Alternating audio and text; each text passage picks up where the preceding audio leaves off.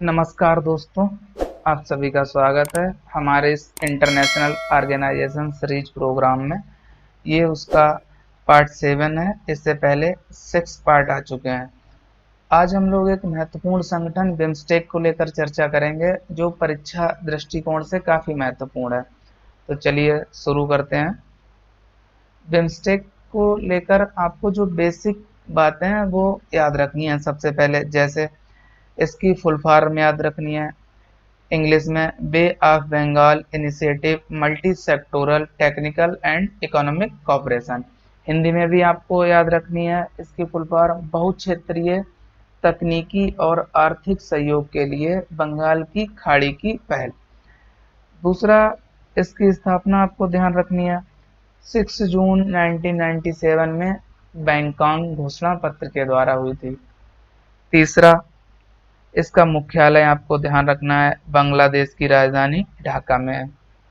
चौथा, इसका उद्देश्य आपको ध्यान रखना है बंगाल की खाड़ी के तट के साथ मौजूद दक्षिण और दक्षिण पूर्वी एशियाई देशों के बीच तकनीकी और आर्थिक सहयोग को बढ़ावा देना इसका मुख्य उद्देश्य है। अब इसके जो मेंबर कंट्री हैं 7, वो भी आपको ध्यान रखने हैं। और इसके साथ ही इसका पहला सम्मेलन भी आपको ध्यान रखना है 2004 बैंकॉक में हुआ था। अब इससे संबंधित जो कुछ मुख्य बिंदु हैं उन पर हम लोग नज़र डालते हैं। पहला है, शुरुआत में यह आर्थिक ब्लॉक के रूप में था। इसके 4 सदस्य देशों के प्रथमाक्षरों से मिलकर बना और तब इसे बिस्ट ईसी कहा गया। बिस्ट ईसी बांग्लादेश, इंडिया, श्रीलंका और थाईलैंड इकोनॉमिक कॉपरेशन का शॉर्ट नेम है। आपको ध्यान रखना, बी से बांग्लादेश, आई से इंडिया, एस से श्रीलंका और टी से थाईलैंड, ई से इकोनॉमिक और सी से कॉपरेशन। अब इससे संबंधित जो कुछ अन्य मुख्य बिंदु हैं हम लोग उन पर नजर डालते हैं। दूसरा, इसमें जो मुख्य बिंदु है 22 दिसंबर 1997 को बैंकॉक बैठक में म्यांमार को शामिल होने के बाद इसका नाम बिम्स्ट ईसी हुआ। Bangladesh, India, Myanmar, Sri Lanka, Thailand economic cooperation. तीसरा, फरवरी 2004 में छठी मंत्री स्तरीय बैठक में नेपाल और भूटान के शामिल होने के बाद इसका नाम बदलकर बिम्स्टेक रखा गया, जो वर्तमान नाम है इसका बहुक्षेत्रीय तकनीकी और आर्थिक सहयोग के लिए बंगाल की खाड़ी की पहल।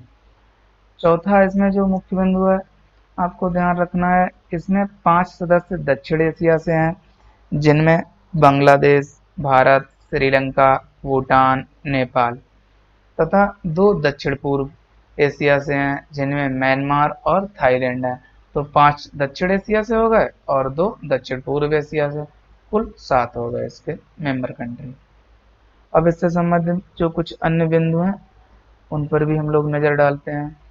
पांचवा जो इसमें मुख्य बिंदु है, संगठन के 7 देश 15 अलग अलग क्षेत्रों में मिलजुल कर काम करते हैं, जिनमें टेलीकॉम, पर्यटन, परिवहन, कृषि, पर्यावरण, आतंकवाद, गरीबी और जलवायु परिवर्तन जैसे क्षेत्र अहम हैं।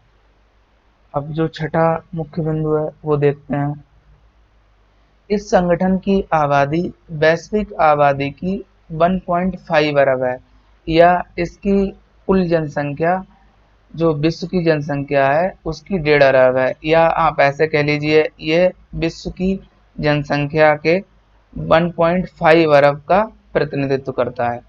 ठीक है, जैसे भी आपको ठीक लगे वैसे कह लीजिए। सातवां, इसके चौथे सम्मेलन का आयोजन नेपाल के काठमांडू में हुआ था, जिसकी थीम शांतिपूर्ण, समृद्ध और दीर्घकालिक बंगाल की खाड़ी क्षेत्र की ओर थी। ये आपको ध्यान रखना। तथा इसका 5वां सम्मेलन श्रीलंका में प्रस्तावित है, ये भी आपको ध्यान रखना है। अब इससे संबंधित जो एमसीक्यू है हम लोग उस पर नजर डालते हैं।